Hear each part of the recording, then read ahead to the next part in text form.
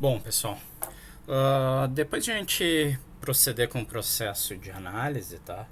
A próxima etapa é a gente realizar a síntese de máquinas de estados, tá? O problema de síntese é um problema um pouco mais complexo, ou bem mais complexo, a depender do ponto de vista, tá? Face ao fato que a gente está se deparando com um problema real, onde a gente tem que propor uma solução que seja aceitável ao mesmo, tá? E essa solução basicamente tem que satisfazer determinadas condições, determinadas situações, e tipicamente os problemas que a gente soluciona por máquinas de estados admitem soluções das mais diversas, tá? Não existe solução única, ok? Como etapa fundamental na descrição na solução de um problema, ou na descrição da solução de um problema, tipicamente a partir do problema fonte, a gente vai propor um diagrama de estados, tá? Onde através desse diagrama de estados nós vamos verificar se o problema em questão foi ou não foi solucionado, tá? É justamente essa etapa de, a partir de um problema, se propor um diagrama de estados que foge da questão de método ou de como propor uma determinada solução, tá? Então vai sair um pouco do escopo da discussão que a gente vai ter, e é muito mais uma questão realmente de criatividade, de propor uma solução, esboçar essa solução na forma de um diagrama e verificar empiricamente, né, se aquele diagrama vai permitir a solução do problema em questão ou não. O que a gente vai focar aqui nessa aula é o processo em si de, a partir do diagrama de estados, conseguir oferecer uma síntese de um circuito que propicia a solução daquele problema que a gente está trabalhando, tá? Nós não estamos trabalhando aqui com a descrição de circuitos através de linguagens, tá? De descrição de circuitos digitais, mas se nós tivéssemos linguagens a gente conseguiria abarcar problemas mais complexos, tá? Então a gente vai tratar de problemas mais simples por uma simples questão de digamos assim, de tempo necessário na solução de um determinado problema, tá? E aí o restante a gente consegue fazer via trabalhos. Em suma, nosso objetivo aqui é, a partir do diagrama de estados, propor um circuito, né, que aí consiga fazer a implementação da solução desejada, tá? Então, para isso, vamos considerar um exemplo para caracterizar as etapas que a gente vai estar elaborando, vai estar trabalhando, tá? Então vocês podem considerar o seguinte diagrama de estados como exemplo, tá? Então esse diagrama de estados aqui, um diagrama que está se referindo ao controle de algum motor, tá? Não tem um objetivo específico, novamente, foi meramente um diagrama proposto como exemplo, tá? Mas nesse diagrama de estados a gente vê algumas características interessantes. O nosso problema em si necessita de 5 estados diferentes, os estados SA, SB, SC, SD e SE. O nosso problema apresenta uma entrada, que é uma chave, tá, de controle, onde essa chave pode estar aberta ou fechada. E o nosso problema apresenta uma saída, que representa o acionamento de um motor, né, o motor estar ligado ou desligado. Então vocês notam que tipicamente, ao analisar um determinado problema, nós teríamos um diagrama conforme o modelo que vocês estão vendo aqui, tá? É um diagrama onde não existem valores, né, binários associados. Existem sim descrições, né, e a gente poderia descrever os estados, inclusive, tá? Mas existem descrições que estão relatando basicamente qual é o objetivo a ser realizado, né? Qual é a forma de solução do problema considerado, tá? Então, a primeira etapa que a gente teria que fazer, justamente a partir do diagrama inicial, é convencionar valores, tá? Então, tipicamente, quando a gente tem um problema de síntese, a gente tem o diagrama é uma descrição do meu problema, tá? E a partir disso eu tenho que convencionar valores para estados, para entradas e para saídas. O que significa convencionar? Significa que eu vou atribuir valores numéricos, tá? Por exemplo, eu posso dizer que chave aberta tem valor 1, ou eu posso dizer que chave aberta tem valor 0. Depende de como que eu vou montar o meu problema, como é que eu vou considerar a minha solução. Posso também dizer que motor desligado é valor 0 e motor ligado é valor 1, certo? Ou o inverso. Posso dizer que o estado SA tem valor 1, ou que o estado SA tem valor 000, tá? Então são convenções que a gente adota, tá? Para tentar solucionar o problema, ok? Então, no nosso caso aqui, como exemplo, né, como eu estava comentando, né, eu posso estabelecer o que é chave aberta e o que é chave fechada. Para título desse exemplo que a gente está considerando, tá, eu vou considerar que chave aberta é a mesma coisa que uma entrada de valor 1 e, consequentemente, uma chave fechada seria a mesma coisa que uma entrada com valor 0. Tá? E vou chamar essa minha entrada simplesmente de variável A. Perfeito? Aí vocês poderiam pensar, pá, mas eu posso dizer que uma chave aberta é a mesma coisa que uma entrada de valor 1? Sim, evidente que eu posso, tá? Depende simplesmente de como é que eu estou tratando essa entrada, ou qual é o circuito que está associado a essa entrada, tá? Então não há problema algum em fazer isso, muito pelo contrário, né? Se essa chave aqui, por exemplo, for uma chave de fim de curso, tá? Eu posso estar ligando essa chave com uma proteção tipo pull-up, e nesse caso, justamente, a chave aberta seria a mesma coisa que uma entrada digital de valor em nível alto. E a chave fechada seria a entrada com valor em nível baixo, tá? Então não há problema algum na convenção. É meramente uma convenção, tá, pessoal? Então aqui estabeleci minha convenção, né? Chave aberta é a mesma coisa que A igual a 1 e chave fechada é a mesma coisa que A igual a 0, tá? Saída. Tem que estabelecer de novo uma convenção, né? Então nesse caso aqui, de forma puramente arbitrária, a gente estabelece que o motor desligado é a mesma coisa que a saída 0 e que o motor ligado é a mesma coisa que a saída 1, tá? E por caso dos estados, tá, pessoal, a gente tem que atribuir um valor numérico para cada estado, tá? Obviamente, tá, pessoal, o código de cada estado tem que ser distinto dos demais, tá? E aí existem inúmeras técnicas de atribuição de valores, de códigos de valores para estados, tá? A gente não vai abordar essas técnicas, mas existe inúmeros métodos. Tem o método OneHot, tem várias outras formas que a gente poderia adotar, tá? Que basicamente, ao adotar codificações diferentes, seguindo uma determinada metodologia para os códigos dos estados, a gente poderia resultar numa lógica combinacional mais simples, numa minimização maior da lógica e assim por diante, tá? Então existem relações aí custo-benefício na escolha dos códigos. A gente simplesmente vai escolher aplicar um código, tá? Com o menor comprimento possível. Então se eu tenho 5 situações, o menor comprimento que eu posso ter de código é um código de 3 bits, né? 2 bits não bastam, porque 2 bits serviriam para identificar somente 4 estados distintos. Com 3 bits eu certamente pego 5 estados distintos. Na verdade, com 3 bits eu poderia ter até 8 estados distintos. Como eu só vou usar 5 estados, inclusive uma das etapas que eu vou ter que determinar é o que eu vou fazer com os códigos não utilizados, tá? Então, nesse caso aqui, a gente vai pegar os nossos estados SA, SB, SC, SD e SE, e usando 3 bits, né, a gente vai estabelecer então os valores diferentes que eu estou usando aqui, digamos assim, a atribuição mais simples possível, né? O SA seria 000, o SB 001, o SC 010, o SD 01 e o SE 100, tá? Então eu estou usando 3 variáveis de estado, Q2, Q1 e Q0, tá? Sempre o Q2 na esquerda, né, e o Q0 na direita, certo? O que significa que a gente vai ter 3 flip-flops no nosso circuito, ok? Mas vocês poderiam escolher qualquer outra combinação de valores que seria perfeitamente válida, tá? Depende de quem está fazendo o projeto, tá? O que, de novo, a gente tem que destacar que existem códigos não usados, né, que são 3. Se vocês notarem bem, a gente foi de 000 até 100. Então nós ainda temos os códigos 101, 110 e 111 que não estão sendo usados, tá?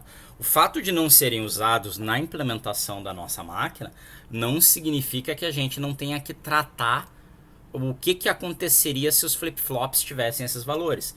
Lembrem-se que quando a gente inicializa o flip-flop, nós não temos noção do valor que realmente está armazenado ali dentro. Consequentemente, a gente tem que tratar a pior situação, né?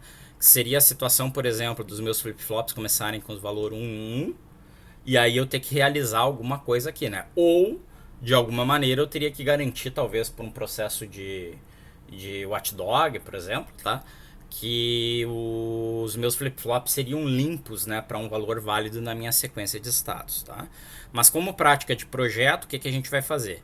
Caso a gente tenha os nossos flip-flops com esses valores não usados, eu vou inserir na minha máquina de estados uma transação obrigatória dessa situação não utilizada para um estado válido da minha máquina, tá?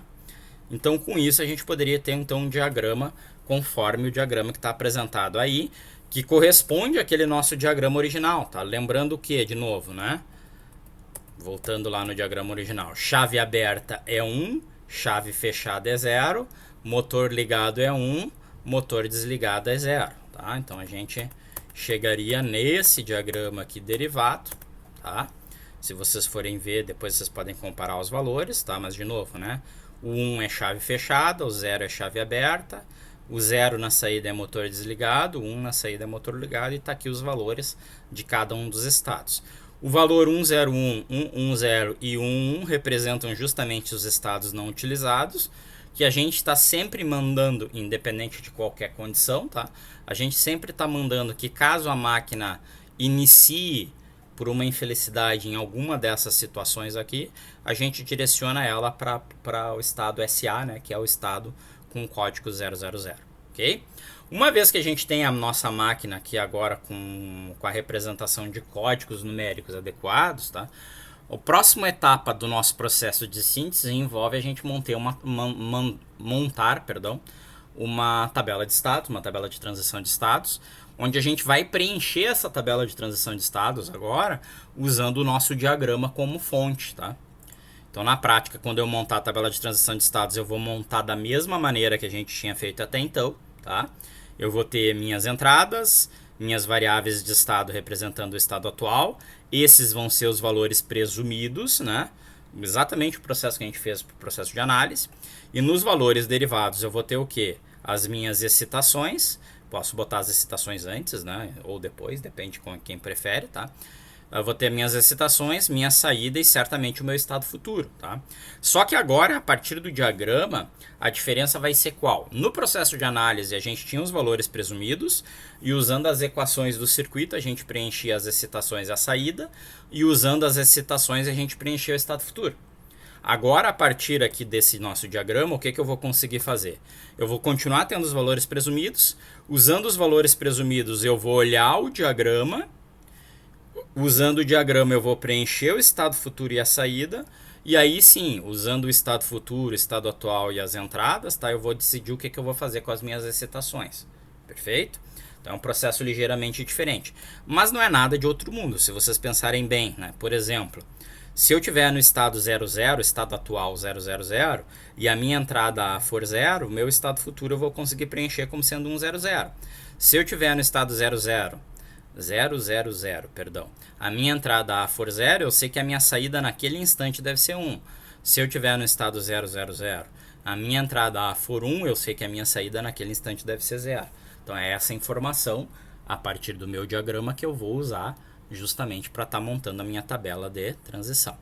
No exemplo aqui, só para conseguir exemplificar o uso do flip-flop D e do JK, eu escolhi aqui usar o flip-flop 2 com flip-flop JK, então vocês vão ter J2K2, enquanto que os flip-flops 1 e 0, né, eu escolhi usando flip-flops tipo D, tá? Vocês já vão entender o porquê dessa diferença. Nos valores presumidos, a gente vai atribuir todas as combinações possíveis. Como são 4 variáveis, nós temos as 16 combinações distintas, tá? E aí eu vou começar a olhar a tabela. Então, só para considerar a título de exemplo, né? Considerem o caso seguinte. Eu estou no estado atual 000. A minha entrada A é 0. Eu tenho que preencher o estado futuro e eu tenho que preencher a saída. E depois, usando essas informações todas, eu vou preencher as excitações. Então, eu vou lá no diagrama de estados. Indo no diagrama de estados, eu não estou mostrando aqui, então eu vou voltar aqui, tá? Indo no diagrama de estados, eu vou olhar o quê? O meu estado atual é 000. Minha entrada A vale 0. Consequentemente, a minha saída eu tenho que preencher com o valor 1. Meu estado atual é 000. Minha entrada A vale 0. Quando acontecer um pulse de clock, o meu estado futuro vai ser 100. Então, isso eu extraio da análise do diagrama. Perfeito? E o que eu vou usar, né? Usando essa análise do diagrama, que é o que eu coloquei aqui no texto, eu vou preencher aquela posição da tabela, né? Então, eu vou preencher o quê? Ó? Estado atual 000, entrada 0, minha saída é 1. Estado atual 000, minha entrada é 0. No próximo acionamento do clock, o meu estado futuro vai ser, o meu estado, né, vai passar a ser 100. Perfeito? Agora, usando essa informação, eu tenho que usar, então, agora uma tabela auxiliar, tá? Para os flip-flops, que me diz como é que eu vou preencher as excitações. E essa tabela é bem simples, tá, pessoal? Se eu olhar aqui, para preencher a excitação D, eu tenho que olhar sempre, né, qual é o valor que eu quero no futuro. Então, se no futuro eu quero 0, a minha excitação D vai ser 0. Se no futuro eu quero 1, a minha excitação D vai ser 1. Perfeito? Então, se vocês olharem aqui, né, o Q1 aqui é 0, então eu vou preencher o D1 como 0. Eu estou olhando agora o futuro, né? O Q0 aqui é 0, eu estou preenchendo o D0 como 0. Ou se vocês preferirem, vocês podem usar a tabelinha completa, né? Se eu estou mudando de 0 para 0, o D é 0. Se eu estou mudando de 0 para 1, o D é 1. Se eu estou mudando de 1 para 0, o D é 0. Se eu estou mudando de 1 para 1, o D é 1, tá? Mesma coisa para o JK. Eu olho qual é o estado atual. No caso do JK, eu realmente tenho que olhar o atual e o futuro, tá? No caso aqui do D, era só olhar o futuro, né? Aqui eu tenho que ver o que? Se o meu atual é 0 e o meu futuro é 0, eu tenho que preencher o J com 0 e o K é indiferente, o K é don't care. Vocês têm que usar o don't care, tá, pessoal? Não basta vocês chutarem um 0, 1, vocês têm que usar o símbolo X, porque na hora da extração das equações, nós vamos ter que usar essa informação a fim de conseguir determinar quais vão ser as equações mínimas associadas ao circuito em questão, tá? Então aqui a gente teria que usar essas tabelas. Então bem simples, né? A gente vai olhar aqui o Q2, né? O Q2 está passando de 0 para 1, então eu vou olhar aqui, ó. De 0 para 1. De 0 para 1, como é que eu preencho o J e o K? O J tem que ser 1 e o K tem que ser don't care. Então eu vou colocar no J2 1 e no K2 um símbolo de don't care. Perfeito? Que é aqui então que a gente está preenchendo aqui no final das contas, tá? Então tá aqui toda aquela linha da minha tabela definida. Perfeito? Eu repito esse processo para o restante da tabela e aí eu vou ter o preenchimento completo dela, né? Tem os 16 valores possíveis aqui nos valores presumidos, todas as situações de estado futuro e saídas que foram extraídas lá do nosso diagrama de estados, tá? E todas as excitações que foram essencialmente preenchidas olhando o estado atual e o estado futuro de cada um dos flip-flops. Perfeito? Então agora eu tenho a minha tabela. Maravilha. Qual é a próxima etapa do processo de síntese? A próxima etapa do processo de síntese envolve extrair as equações descritivas do circuito. Isso daqui, pessoal, é uma tabela de transição de estados, mas é uma tabela verdade. Eu consigo aqui extrair qualquer uma das funções, né? Eu consigo extrair a função do estado futuro, eu consigo extrair a função da saída e eu consigo extrair as funções das excitações. Lembrando sempre, tá? Todas essas funções vão ser função da entrada e do estado atual. Tranquilo? Mesma excitação? Sim, mesma excitação, tá, pessoal? O J2, a função do J2, ela vai ser escrita em razão do A e das variáveis do estado atual. Nenhuma função, vou repetir, nenhuma função pode depender do estado futuro. Ok? Não há como a gente implementar esse circuito, tá? É impossível. Bom, então aí vocês podem extrair isso daqui tanto na forma de soma de produtos ou produto de somas, tá? Isso daí é indiferente, é a escolha do projetista, tá? Tipicamente o que a gente faz é já a partir da tabela preencher os mapas de Carnot respectivos, tá? Ou se vocês quiserem já minimizar por algum algoritmo, como uma Klaskin-Kinley, tá? Mas a gente extrai as funções minimizadas. Quais são as funções que são estritamente necessárias para a gente conseguir montar o circuito? As funções da excitação e da saída. Tá? A função do estado futuro não é necessário que vocês extraiam, tá? A menos que o problema peça. Para montar o circuito, a gente precisa só das excitações e da saída, ok? Então, no caso aqui, a gente teria que preencher o mapa de Carnot, né? Então, eu teria o mapa de Carnot do J2, do K2, do D1, do D0 e do Y, tá? Então aqui, pessoal, eu já fiz o preenchimento dos mapas de Carnot, tá? Mapa de Carnot é uma coisa que vocês têm que estar tranquilos, tá? Então eu extraí aqui da tabela toda a coluna do J2, né? Usei aqui como índices do meu mapa de Carnot o A, o Q2, o Q1 e o Q0. Perfeito? Então, por exemplo, né? Quando A é 0, Q2 é 0, Q1 é 0 e Q0 é 0, J2 vale 1. Olha lá no mapa aqui de Carnot, né? A0, Q2 0, Q1 e Q0, 0 e 0, J2 vale 1. Então fui preenchendo célula a célula do meu mapa de Carnot. O que eu tenho que fazer em seguida? Eu tenho que extrair a função seguindo as regras do mapa de Carnot, tá? Nesse caso aqui, o maior agrupamento que eu consigo fazer é essa dupla, tá? Usando essa dupla aqui, eu chego à conclusão, né? O Q2 aqui trocou de valor, então eu elimino ele. Eu chego à conclusão que a minha função nada mais é do que A barrado, E Q1 barrado, E Q0 barrado. Se eu estou extraindo, obviamente, a função, que é o caso, né? Estou usando os zooms, né? E os don't cares, eu estou extraindo essa função na forma SDP, perfeito? Faço a mesma coisa para o Q2, né? Preencho o diagrama do Q2, analiso aqui os maiores grupos que eu posso fechar. Notem que os don't care são essenciais para a gente fazer essa análise, né? Então tenho um grupo aqui, um outro grupo no meio, um outro grupo na direita, perfeito? O que me resulta aqui na função A barrado, ou Q0 barrado, ou Q1 barrado. Repito isso para o D1, para o D0. Vocês notam aqui que as funções, não sei se vocês perceberam, né? A função do D1 e do D0 são significativamente maiores que as funções do G2 e do K2, tá? Do J2, perdão, e do K2. Por quê? Justamente porque uma das vantagens de usar os flip-flops do JK é o fato de aparecerem os don't cares, tá? Que ajudam a gente a minimizar a função. No caso do flip-flop tipo D não tem essa possibilidade, então as funções ficam grandes, tá? E por último extrai a função aqui da minha saída Y, tá? Então extrair a função. Com isso, pessoal, eu monto o esquemático resultante do circuito, né? Que nesse caso me resultaria num esquemático como esse, tá? Vocês notem aqui que eu já coloquei aqui a minha chave aqui representando o sinal A, né? Isso daqui é um esquemático que foi feito no KiCad, tá, pessoal? Para representar cada um dos circuitos. Na verdade, vocês vão ver aqui que tem os 3 flip-flops, tá? Tá aí o flip-flop representando o flip-flop JK, o Q2, o Q1 e o Q0, tá? E por fim a saída, ok? Então esse circuito aqui eu poderia montar numa placa, tá? E ele sairia funcionando, tá? Então o que vocês notam aqui, né? Eu tenho aqui o preset ligado a VCC, o sinal de clear aqui, né, ligado a uma chave tipo pull up também, tá? Então normalmente ele está em valor 1, tá? O meu sinal A também está com uma proteção tipo pull up, então quando está aberto ele tem valor 1, quando está fechado é que ele tem valor 0, tá? E aqui eu estou implementando a função usando CIs, né? Então aqui o inversor para o A.